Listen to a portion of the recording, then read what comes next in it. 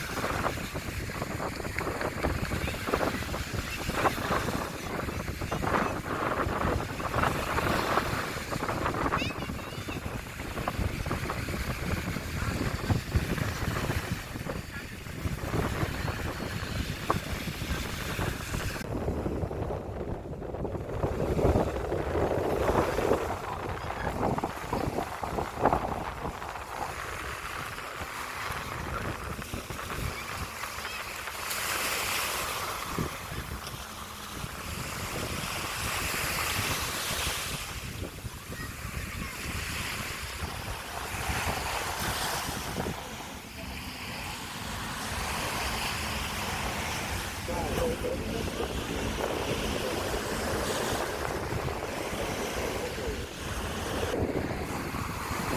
ทยายามเย็น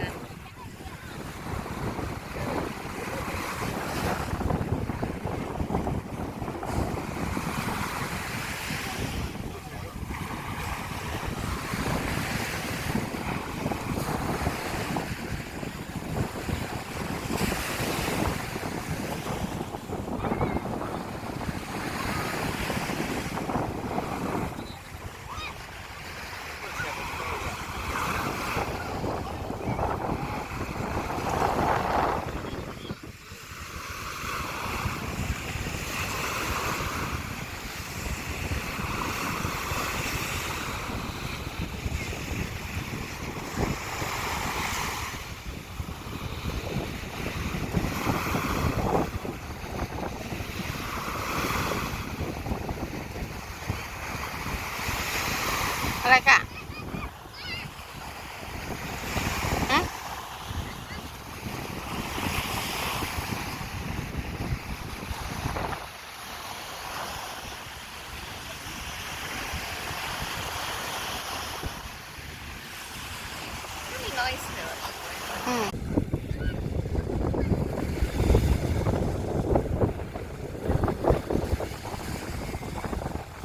ซึมซับเอาเด้อพี่น้องผู้ใดบ่ได้มาทะเลโดนๆน่ะซึมซับเอาพี่น้องบรรยากาศกะ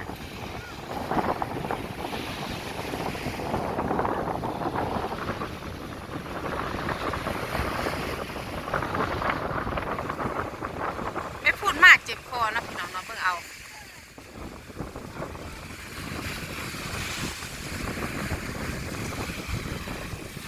หาอะไรลูกตะเวนตกดินพอดีนะพี่น้องนะมาโรแมนติกกับผู้บ่าวบนนี้เนาะ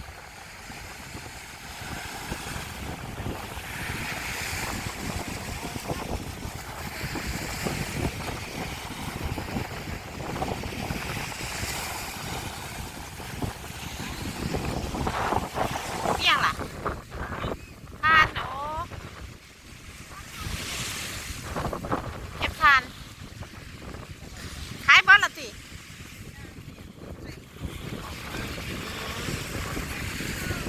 ขายยังละอายปลาหมึกตัวละจักบาทตัวร้อยตัวร้อย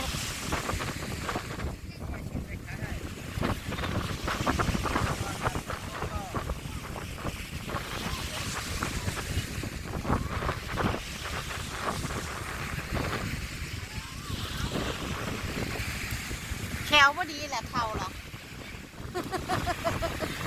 ยำว่าได้แควฮักคนแหละ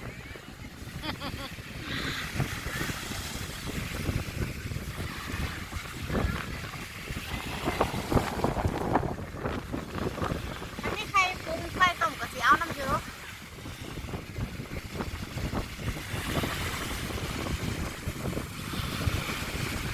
คนร้ายเนาะมื้อนี้เนาะแม่นบ่แล้วก็คือจังแฟนเลยหลายๆแม่เอาแม่นบ่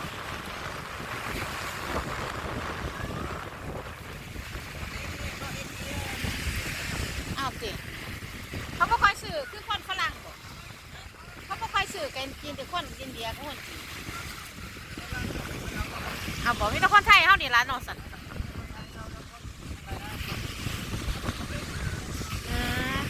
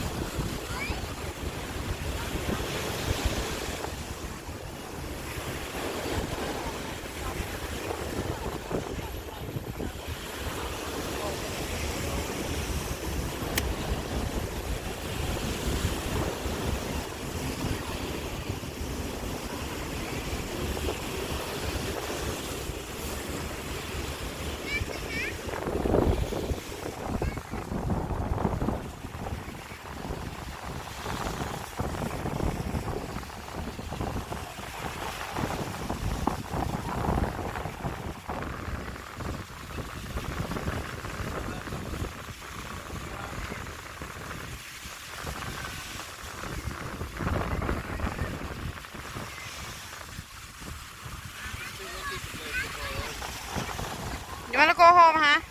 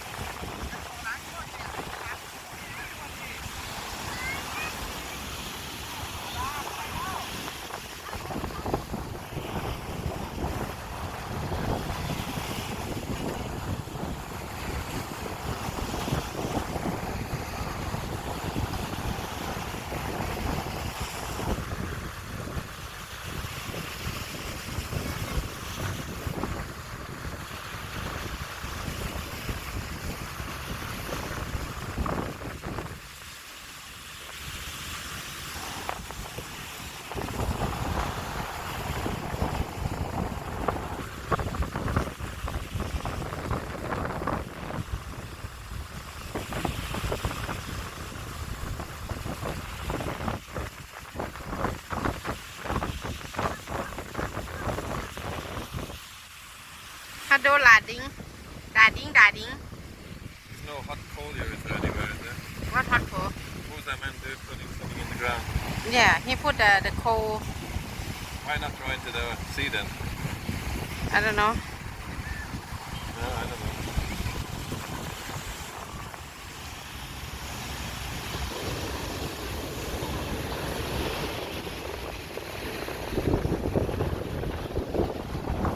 Out.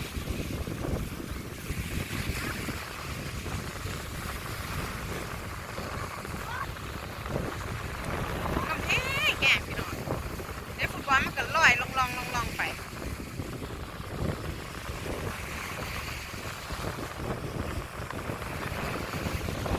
วันสายหาคลิปนี้ก็ซ้ำนี้เนาะพี่น้องเนาะเจอกันคลิปหน้ามีอย่างดีๆสวยๆงามๆเดี๋ยวผมจะมาบอกฟังวันนี้ก็พามาเบิ่งเสียงคลื่นซัดฟังซื่อๆแล้ว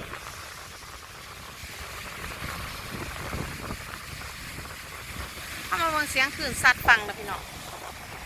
เนาะแค่นี้เนาะพี่น้องเนาะสวัสดีค่ะ